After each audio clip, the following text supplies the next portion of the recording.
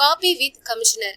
கோவை மாநகர் காவல் ஆணையாளர் அலுவலகத்தில் குழந்தைகள் இடையே சைபர் கிரைம் குற்றங்கள் மற்றும் போக்சோ சட்டத்தின் பற்றிய விழிப்புணர்வு ஏற்படுத்திய காவல் ஆணையர்.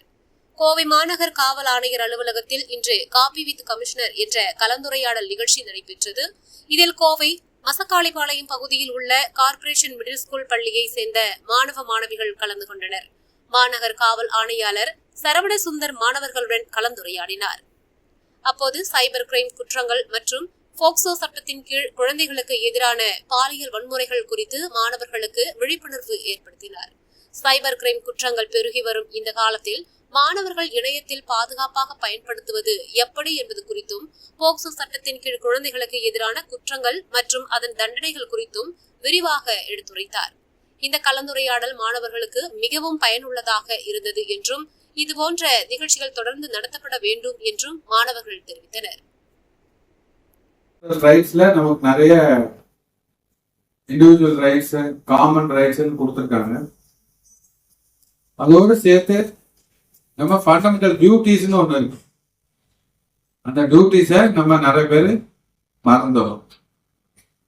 ஃபண்டமெண்டல் டியூட்டிஸ்ல ஒரு சிறப்பான தொகை 94 crores. It is 94 crores.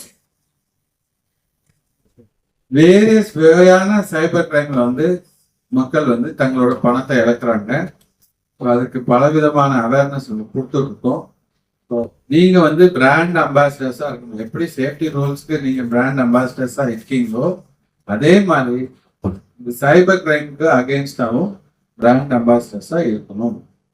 மெயினா சைபர் கிரைம்ல நடக்கக்கூடிய முக்கியமான விஷயங்கள் என்னன்னா, உங்களுடைய ஆசையை தூண்டுவாங்க.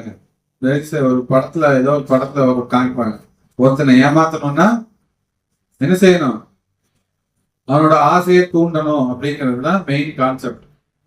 சைபர் கிரைம்லயும் அதே மாதிரிதான், ஆசையை தூண்டி உங்கள்ட்ட பணத்தை பறிச்சிருவாங்க.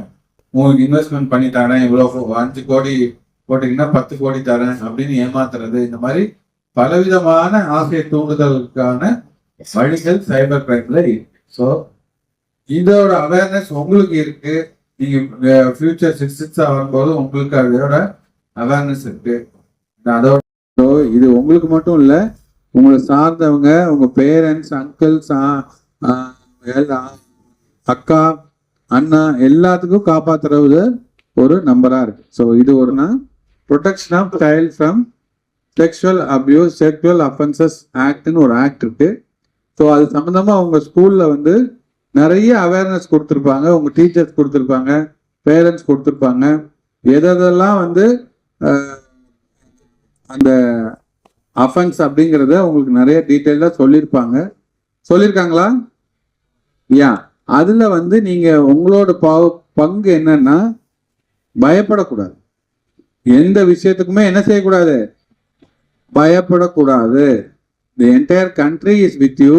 அதனால நம்ம எதுக்குமே பயப்படக்கூடாது. நம்மளை சொன்னா நம்மளை ஏதாவது செஞ்சிருவாங்களோ, நம்மளை வேற மாதிரி ஏதாவது பயமுறுத்திடுவாங்களோ, அந்த மாதிரி நம்மளுக்கு வேற மாதிரி ஏதாவது அடிச்சிருவாங்களோ, அந்த மாதிரி எந்த விதமான தயக்கங்களும் யாருக்கும் இருக்கக்கூடாது, யாருக்குமே இருக்கக்கூடாது. Both boys and girls. இதுல பாய்ஸ் அண்ட் கேர்ள்ஸ்க்கு எந்த விதமான பயம் இருக்கக்கூடாது. பயம் இருக்கக்கூடாது. பாரதி என்ன சொல்லியிருக்காரு? அச்சமில்லை, அச்சமில்லை, அச்சமில்லை அப்படின்னு சொல்லியிருக்காரா இல்லையா? உச்சி மீது வானிலிருந்து வீழ்கின்ற போதிலும் அச்சமில்லை, அச்சமில்லை, அச்சம் என்பது இல்லையே. ஸோ இந்த வார்த்தையை தான் நம்ம மைண்ட்ல எப்போதுமே நம்ம வச்சுக்கணும்.